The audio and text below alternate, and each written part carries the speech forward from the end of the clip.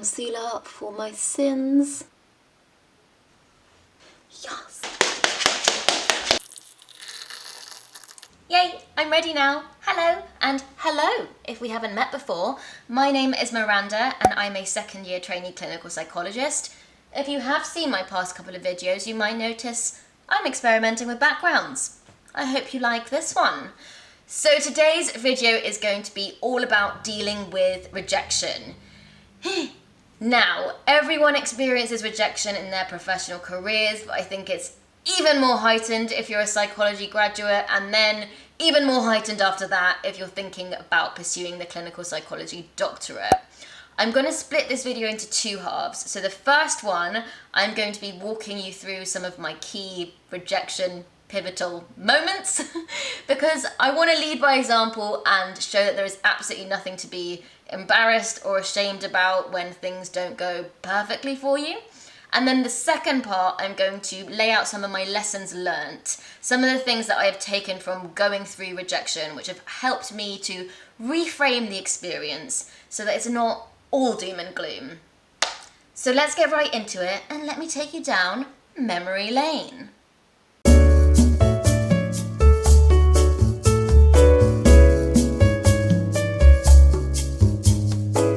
In this section, I'm just going to lay out my rejection memories bare for you.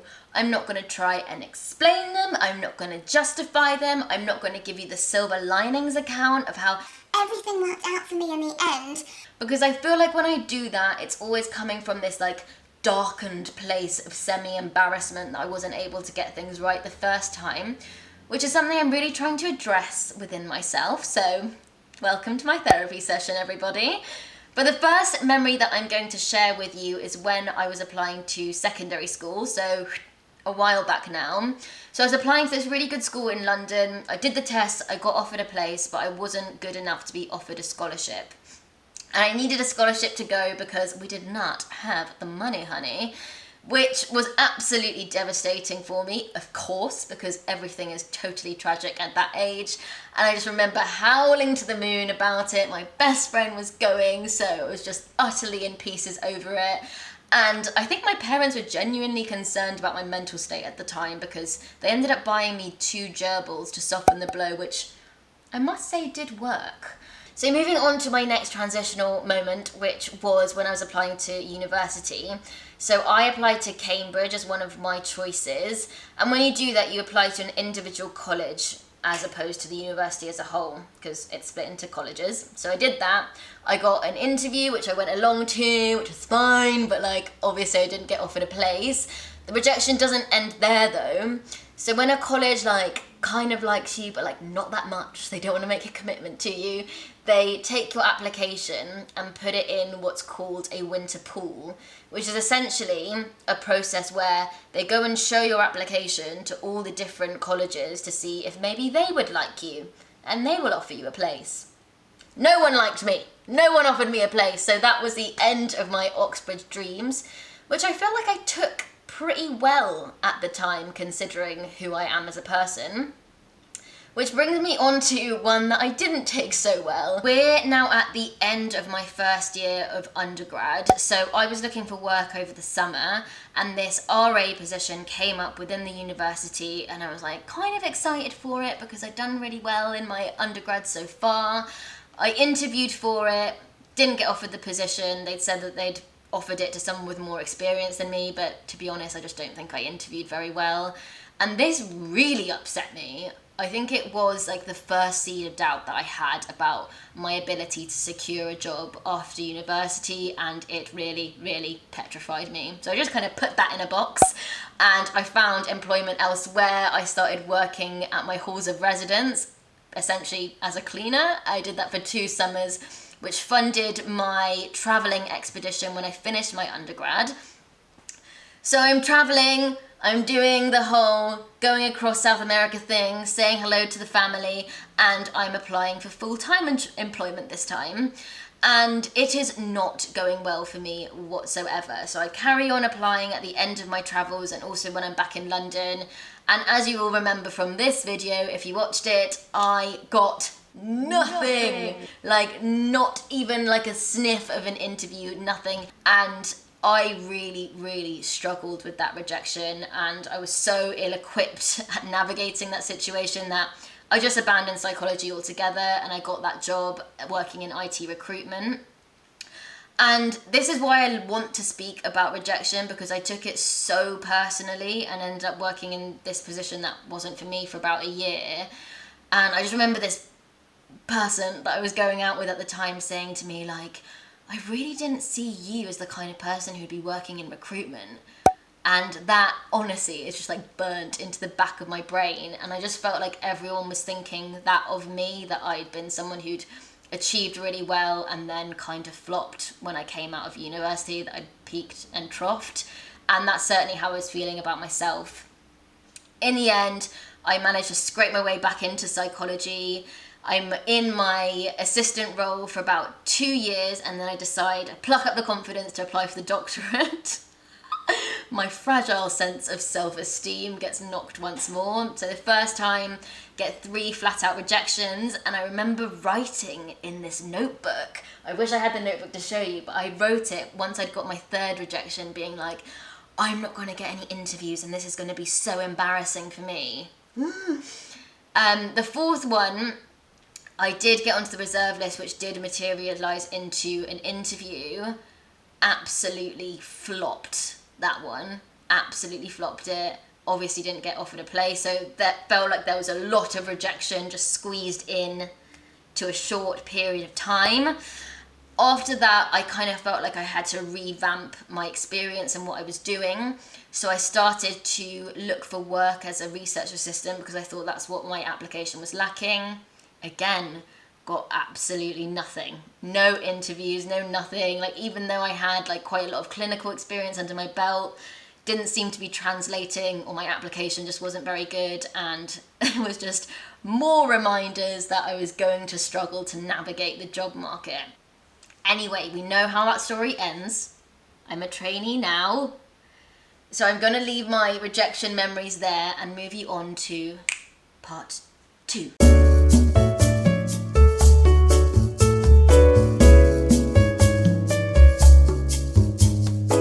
So I'm really not going to sit here and pretend like I'm really good at dealing with rejection, because I'm absolutely not. Every time that it happens to me, it's like a punch in the gut, a kick in the teeth. I'm like, ugh! It makes all the old insecurities just rise to the surface. I'm horrible at it.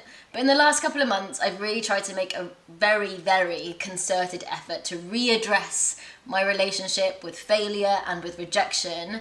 And also, because I've gone through some of the early transitional points in my academic and professional career, I do feel like I've gone through enough rejection to have been able to pick up some life lessons from it. Which brings me on to my point number 1. Rejection is a sign that you are striving. In my mind, the only thing worse than being rejected and not doing well at things is standing completely still. If you are putting yourself forward for courses, for jobs, and you are getting rejected, to me that is a sign that you are making the very brave step to try and upgrade your situation and move your career forward. It's kind of like that analogy with the lottery. You're absolutely not going to win if you don't buy a ticket. And so part of progress is taking a risk and throwing your hat in the ring. So I think the second lesson, which is very, very pertinent to me, is that the absence of rejection does not equal success. And I got these 2 things really confused for a very long time.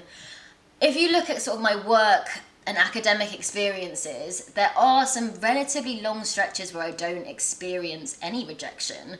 And those, honestly, were like some of the happier times of my life, because I felt like that was confirmation of the fact that I was doing really well. I was this overachiever that I always imagined myself to be. When actually, I think those were the times where I was taking significantly less risks. So to give you an example, I've always been really good at kind of pretending to myself that I'm challenging myself, when actually I'm playing it really safe.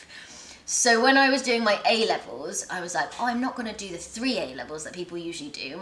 I'm going to do 5. And I did that. And on the outside, that looks like I'm working really hard and I'm pushing myself. And I was working really hard, but academics had always come like relatively naturally to me. I knew that I could do exams. I knew that I could do coursework. I wasn't pushing myself outside of my comfort zone whatsoever.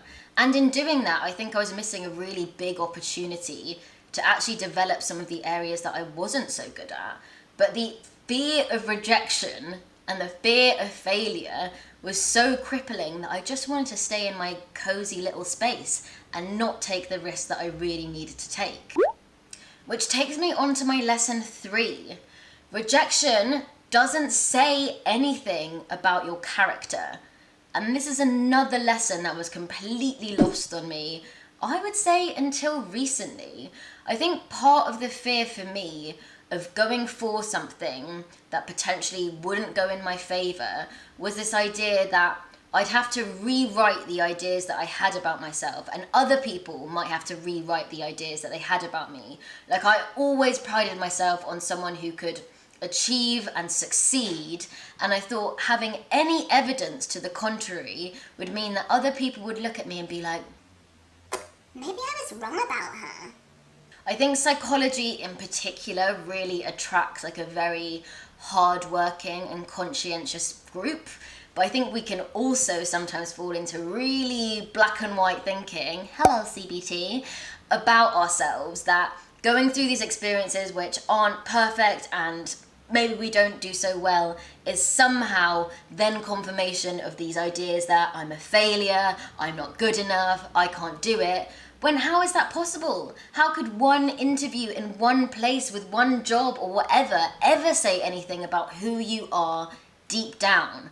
I think part of that is like a real unlearning about what failure means. Which brings me on to my 4th and final lesson, which is rejection is an amazing learning opportunity if you allow it to be. And this was another thing that I just massively dug my heels in against for ages. So I will give you the example of applying to the doctorate.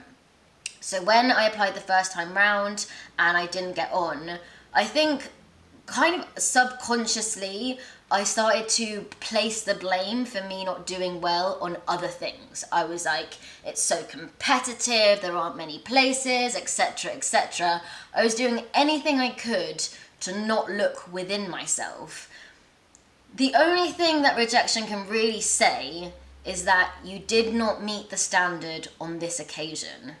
And even though that's the only thing that it can say, that is a really, really bitter pill to swallow, and it certainly was for me. And for ages, I didn't allow myself to connect with that idea, and I missed out on an opportunity to look at the things that I wasn't doing well at. After a couple of months, once I licked my wounds and got over myself a bit, I could look at myself and see the things that I was falling short in. Like, I wasn't very confident. I wasn't carrying myself in the best way. I wasn't being very reflective at all. I was focusing on the end goal instead of kind of my journey and my development as a person. And for that reason, that was the reason why I wasn't doing so well on the application. And when I addressed that, I suddenly got a much better outcome. But it's only through the process of looking within yourself and thinking, hang on a second, what about me could be improved?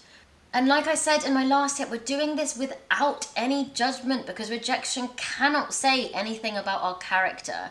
It can only shine a light on the person that applied at that specific time. It can help us to identify the things that maybe we weren't doing so well that we could then improve on. But you can only do this if you view your rejection with some curiosity and with a little bit of gentleness. I feel like I could speak on this subject forever. Like, honestly, rejection and failure and a relationship to both of these things is like my new favorite subject at the moment. Honestly, because I feel personally the fear of both of those things has really held me back in terms of my own learning, in terms of going after the things that I really wanted, and in terms of pushing myself outside of my comfort zone. Like, I have actually dedicated the end of 2020 to the pursuit of failure. This is literally why I started the YouTube channel, because I wanted to do something that was just like so vastly outside of my comfort zone and my usual skill set, to make sure that I can look failure and rejection straight in the eye and not be scared of it anymore. So I really hope that some of my lessons learned have been useful for you, or at least sparked a little bit of a conversation in your head to help you maybe just start to reconstruct the relationship that you yourself have with rejection. I hope you enjoyed it, and I really look forward to speaking to you next week. Ciao for now.